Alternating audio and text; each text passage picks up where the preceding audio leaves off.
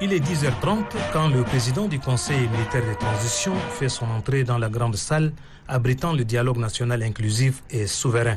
Le général Mohamed Idriss Déby Itno a été ovationné par l'assistance. S'en est suivi l'exécution de l'hymne national.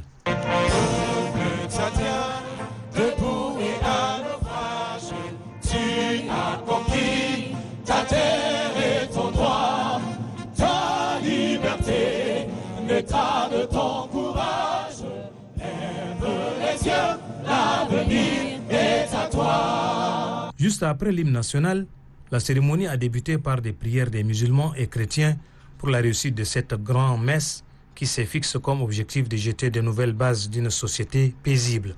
L'occasion pour le maire de la ville de N'Djamena de souhaiter la bienvenue aux différentes délégations. Ali Haroun s'est dit confiant quant à la réussite de ces dialogues, tout en félicitant le chef de l'État pour sa promesse tenue. Pour le président du comité d'organisation du dialogue national inclusif CODNI, Cheikh Ibn Omar, son sentiment est immense. Il rend à cet effet un hommage mérité au président du Conseil militaire de transition, Mohamed Idriss Déby Itno, pour avoir rendu souverain le dialogue national inclusif qui s'ouvre. Le président du CODNI a aussi exprimé sa gratitude aux partenaires qui ont soutenu le Tchad en cette période de transition. Cette étape, plus qu'importante de notre histoire commune, a été rendue possible par l'engagement et la mobilisation de l'ensemble du peuple tchadien à travers ces divers canaux d'expression collective et individuelle. Cette étape importante a été rendue aussi possible par l'accompagnement et le soutien constant de nos partenaires bilatéraux et multilatéraux au niveau sous-régional, continental et international. Les organisations de la société civile, par la voix des représentants des femmes, des personnes handicapées et des jeunes, ont vivement félicité le président du Conseil militaire de transition pour les efforts consentis permettant le déroulement du dialogue national inclusif et souverain à la date prévue. Tous prônent la paix et invitent les participants à faire de bonnes propositions permettant au Tchad de sortir la tête de l'eau. À tout honneur, tout seigneur. En prononçant son discours inaugural du dialogue national inclusif et souverain, le président du Conseil militaire de transition, président de la République chef de l'État, général Mohamed Idriss Déby Itno, a rendu un hommage mérité au CODNI qui a abattu un travail considérable. Le chef de l'État a adressé une mention pieuse aux martyrs et aux défunts maréchals qui ont fait du Tchad un pays où il fait bon vivre.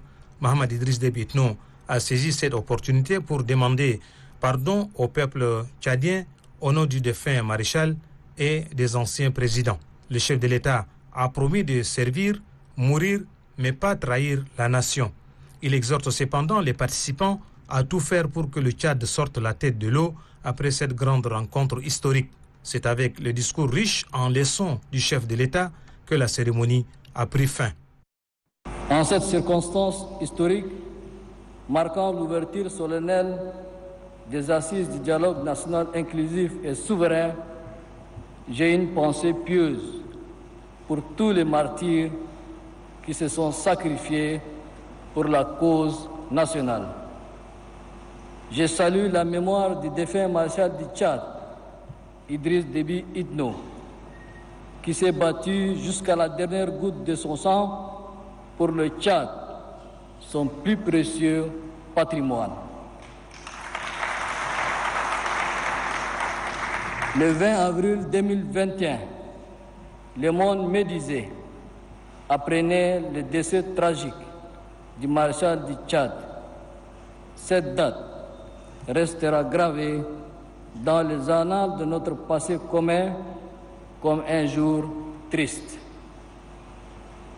Par ailleurs, le maréchal du Tchad, notre père, votre président, ami, camarade et compagnon, a demandé pardon à tous les Tchadiens un mois avant l'appel de Dieu. Je pense qu'il n'est pas de trop de rappeler cela et de demander encore en son nom, en tant que fils, pardon pour lui une fois de plus. Je voudrais aussi demander votre pardon pour tous les anciens chefs d'État qui ne sont plus de ce monde.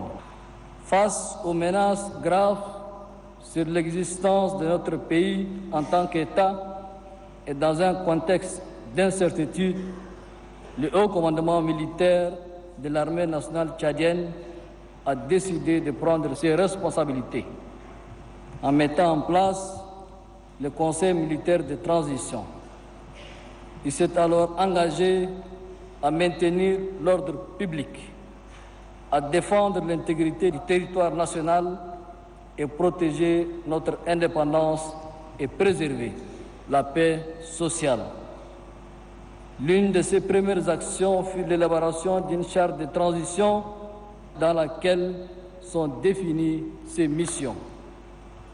Afin d'assurer une gestion consensuelle de l'État durant cette transition, nous avons mis en place un gouvernement de large ouverture et un Conseil national de transition, tous deux représentatifs de l'ensemble des forces vives du pays. Au lendemain de ma désignation à la magistrature suprême, j'ai fait du rassemblement des Tchadiennes et des Tchadiens une priorité. Il a été aussitôt annoncé la tenue d'un dialogue national inclusif impliquant l'ensemble des sensibilités du Tchad, aussi bien de l'intérieur que de la diaspora. J'ai mis un point d'honneur sur le caractère inclusif de ces dialogues, de sorte qu'aucun Tchadien, pour quel motif, n'en soit écarté.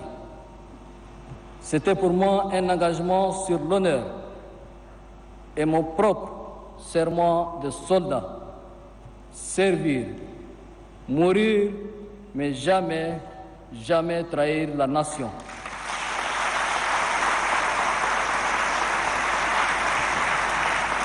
Nous sommes aujourd'hui réunis dans cette salle pour corriger ensemble les erreurs de notre histoire et tracer les sillons d'un nouveau départ. Parler du Tchad de demain, c'est aborder sans complaisance, en toute responsabilité, toutes les problématiques qui sapent l'unité nationale, disloquent le vivre ensemble, compromettent la paix, mettent à mal la stabilité, brisent le sentiment national et anéantissent les efforts du développement. Parler du Tchad de demain, c'est simplement, mes chers frères et sœurs, s'interroger sur nos actes individuels et collectifs, voir quels sont leurs impacts sur la vie de notre nation. Nous sommes en effet appelés à faire un examen approfondi de notre conscience collective pour identifier les vices et les erreurs qui ont handicapé la mise en œuvre de pertinentes résolutions prises en 1993. Cela passe par l'écoute et le dialogue, sans passion, dans la sérénité et la patience. Nous devons être capables de mener une réflexion libérée des contraintes classiques, nous pardonner, nous mettre d'accord et cheminer ensemble sur de nouvelles bases. Le pardon est la plus belle fleur de la victoire, dit-on. Il nous faut le pardon pour une victoire de nous-mêmes sur nous-mêmes. Cet examen de conscience est un impératif absolu. Il s'impose à toutes les Tchadiennes et tous les Tchadiens, ceux de l'intérieur du pays et de la diaspora. Les débats doivent être francs, démocratiques, sans tabou et axés sur la ligne directrice de la recherche de consensus et de solutions durables. Les thématiques qui vont animer vos discussions serviront de boussole pour mener de profondes réflexions en vue de poser les bases de la refondation de notre République. Aucun sujet concernant l'avenir de notre pays ne sera un tabou. Tous les échanges doivent se faire dans le respect mutuel, gage de débats sereins et constructifs, en gardant toujours à l'esprit l'intérêt suprême de la nation, le seul qui compte. Le Tchad, ce beau pays, berceau de l'humanité, a trop souffert de déchirures, de guerres fratricides, de divisions, de violences communautaires, de mauvaise gouvernance ou de corruption. Ces assises, notre ultime chance pour bâtir ensemble le nouveau Tchad, fondé sur les valeurs de l'égalité des chances et de justice sociale pour tous.